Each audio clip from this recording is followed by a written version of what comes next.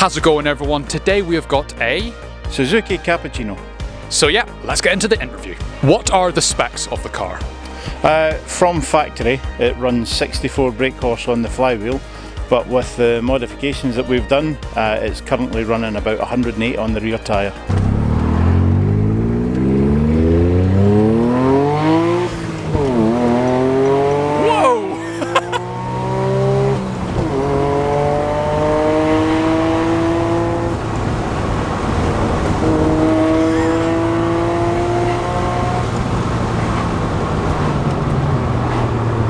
You're not lying about the whole go-kart thing. Yeah, it's fun. What is the engine specifications? It is a 3-cylinder, 660cc twin cam. Front-engined, yes. Yep, it's a front-engine car. It has a turbo. It should have a catalytic converter, which has been removed, and it has a larger exhaust, different air intake system. We've increased the size of the intercooler, a little bit more cold air in, bigger injectors, and a race map DCU from Suzuki Sport. Honestly, first impressions with the whole room, passenger is good. There's more legroom than you would expect, and there's more comfort than you would expect. It's stock seats, but they have got a nice bit of padding on them. A common upgrade is people put Elise seats in them, which are just like a skin with a pad. It gives you a little bit more leg room because it obviously lose that couple of inches off the padding, but makes it a more uncomfortable ride if you ask me. I quite like how we have this one set up.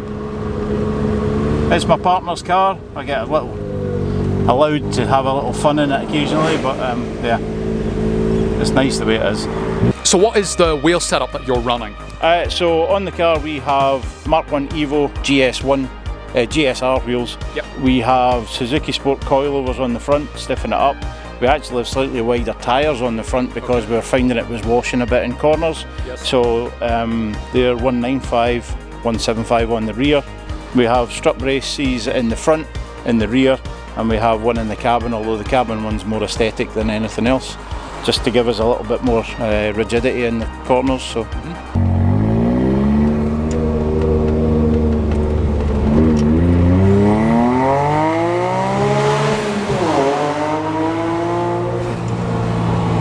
Oh, the flutter and everything. Oh, it's just like a sensory overload. What modifications have you added to the engine? So we have the F100 kit that gives 100 brake horse. It's a bolt-on part. The engine itself is still stock. There's been no changes to the engine. We've decat. We have a larger stainless exhaust system on it. We've added hard pipes for the intercooler. We have increased the size of the intercooler. We have bigger injectors. We have a low temperature thermostat, Suzuki Sport thermostat in it. It's obviously running a bit harder, want to keep it cooler, and a few other smaller tweaks. Wow, you really have done everything for that engine. I think, as I say, I'm about my limit with what I can do with it, without adding crazy horses. So it's drivable, it's fun, and it sounds awesome.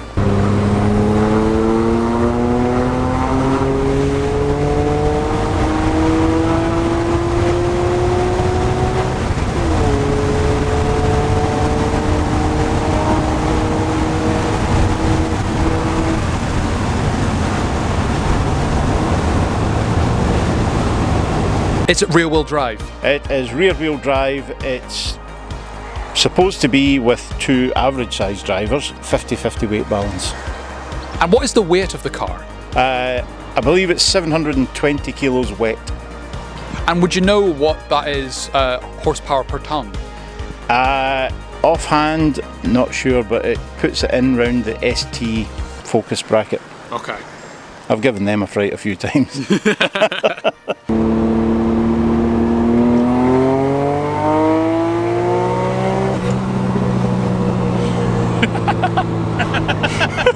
That's the thing, the giggle, the laughter, everything. It's just fun, and then you get the flutter, you get the noises. If the roof's off especially, you get deafened by the exhaust. As I keep saying to people, it sounds like a motorbike when it's wound up. What is the car like to drive? For me personally, I find it very, very solid on the road. It's not affected too bad by wind. The tyre changes that we've put on the car, the suspension changes, it's got a lot of grip, and you can push it quite hard on the corners. It's pretty stable on the motorway. I can't say what top speed it does because the stock car, the needle goes to 90, it has a cut on 90 on speed, but on the new setup it just goes all the way around to the pin. You've no idea? No idea. Obviously that's been done on a track. You can see why it gives little Fiestas and a run for their money. No, I'd rather have one of these any day. Yes, you have the added practicality with a Fiesta, but it's so boring. This has so much character. Character and a bit of soul, as we said earlier. So what's the history of the model of this car? So I believe the car was in Japan prior to '92, but a car came over for the British Motor Show, and the resultant interest in the car made the Suzuki dealers approach the Suzuki Japan department and ask for a sales allocation, and in that they were given 1,100 cars, I believe, over a 4-year period. Started sales in '93 to '97.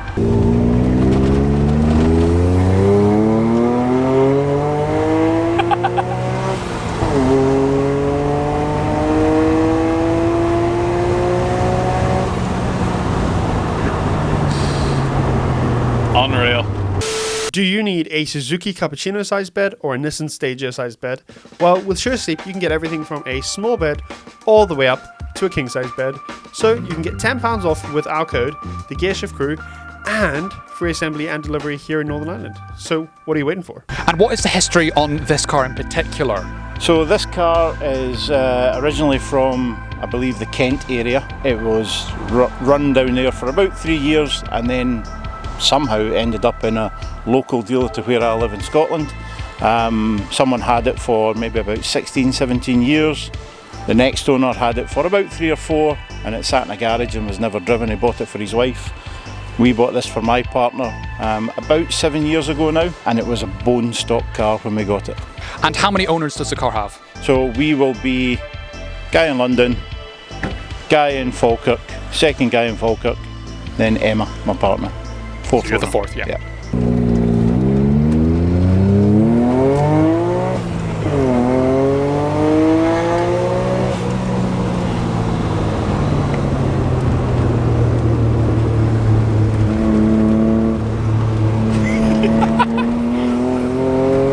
What on earth?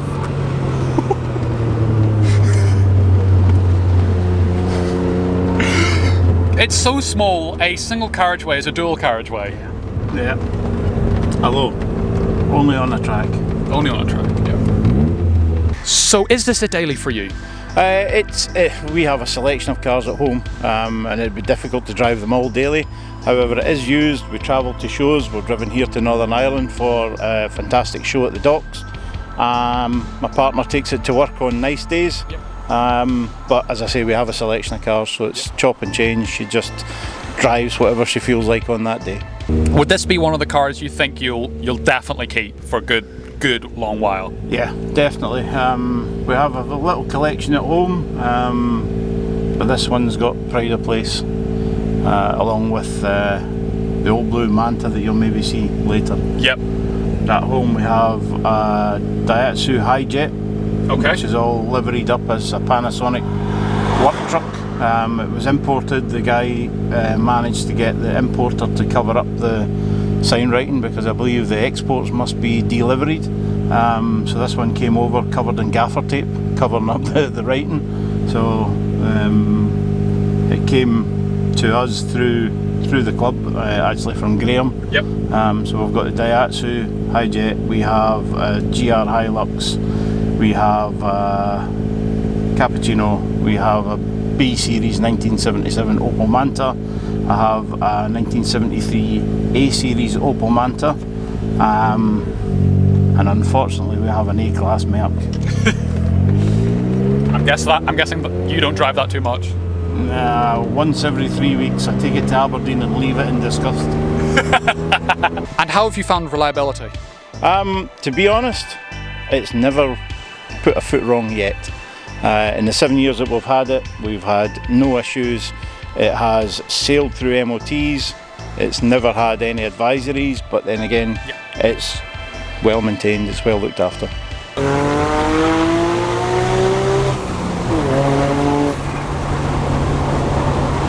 So what's the rarity like of these cars, at least in the UK? So the howmanyleft.com, it's not accurate, but it gives you a guide. And I believe at the moment there's something around about 140 on the road. There's maybe about 400 or 500 that are sorted.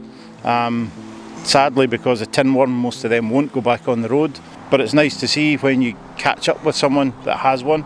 It's been a great community. All the parts that I've sourced for this car have came through the Cappuccino community. The guy that runs one of the Facebook pages, David Janetsky in Japan.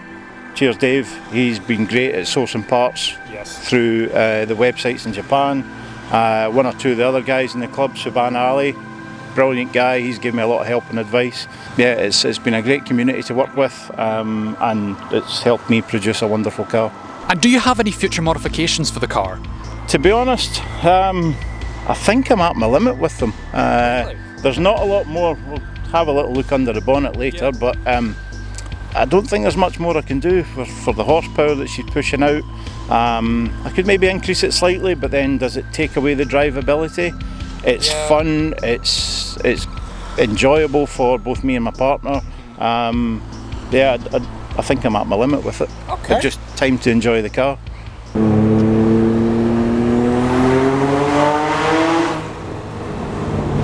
Every time. Every time. What is your favourite thing about the car? Favourite thing would be the sound out the exhaust and the roof. Hopefully you've got some nice pictures. The roof being a three-piece, but can go to full convertible. You can run it as a T-top, you can run it as Targa or full convertible. So you have every option? Every option, depending on the mood, depending on the weather. It's fine, and it folds up in the three sections into the boot. Little strap to lock it in place, and away you go. Very practical. Very, very practical. Out of the three, the holy trinity of the K cars, for me personally, I feel that this is the most practical, but it's also the most drivable car of the three. And it's also the most tunable. Also the most tunable. It's very high revving. On a standard car, I think the rev cut is about 8.5, maybe 9, but with the modifications to this, it's revving to 10.5. Wow.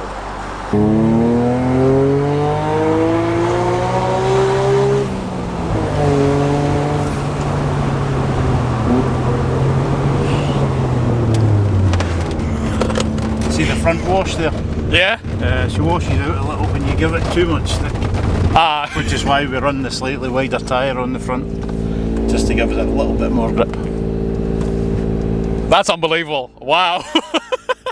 That is why you should buy a Suzuki Cappuccino. There you have it, ladies and gentlemen. What was your reasoning for buying a Cappuccino?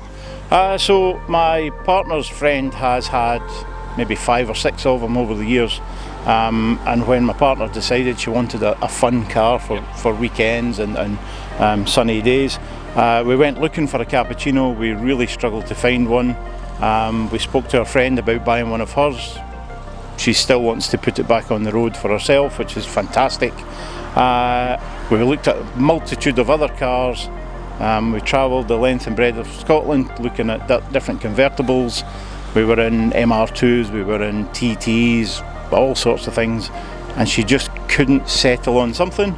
And we came home from one of our looking trips, and we were sitting in the local Indian, and our friend sent us a message, "Have you seen this?"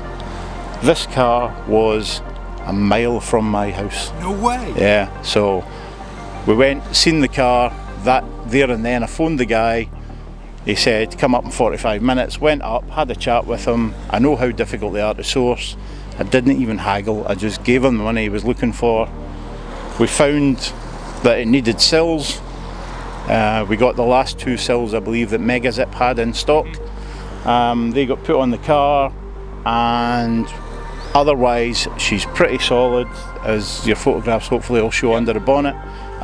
There was one of the guys at the dock show. He's an AZ1 owner, but he's done a lot of maintenance on capos.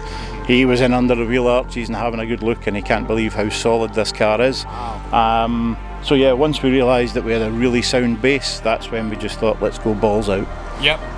The strange, quirky thing of the car is it's a convertible with air conditioning. Oh, I never noticed. Yeah. I'm sure that never gets used. No. Don't want to rob any horses. Exactly. So what else have you added to the car? Over and above the engine modifications, for aesthetics, we have bonnet vents that we've added. We have side skirts. Again, the side skirts came from a club member that's sourced from Japan. We have a front, a rear lip, and we also have a tail spoiler. Again, club member that manufactures them. Front canards from a guy in Australia. We have a Suzuki Sport boost gauge and a little Monster Sport mount on the pillar there. And then there's a few other things that I can't maybe take credit for. My partner's got a lovely sticker in the back there. Nothing to do with me, Emma. Alright. Yeah. Could you get a different interior? Like a different colour interior, do you know? So this is an EAR, or EA11R. The next model up was a 21, and it came with the zebra pattern fabric seats. So if I wanted to, I could change for that, but I quite like the stock. Oh yeah, no, black's nice. Well, we changed the door cards. I recovered them in a diamond stitch. The door handle used to dig into your leg, especially if you're a bigger chap like me. So we put the leather pulls on, red stitching to tie in with the gear stick and the handbrake lever and stuff. Yes. Just to give a little bit of the colour on the inside. And again, I think it's quite subtle. The mods went down the tasteful route rather than the out there leery kind of thing. What would be some of the quirks of the car? We've made some subtle changes that the other Cappuccino owners would see, but maybe not the general public. Things like the little side grills on the vents here.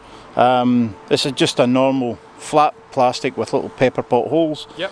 So one of the guys in the Cappuccino world 3D printed the modern Suzuki grille. And he's also put the little Suzuki logo in the top.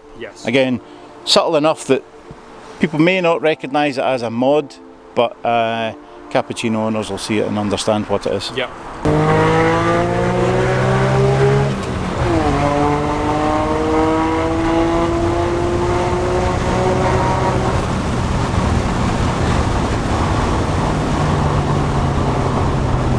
Yeah, she's good at overtaking. She's handy for that.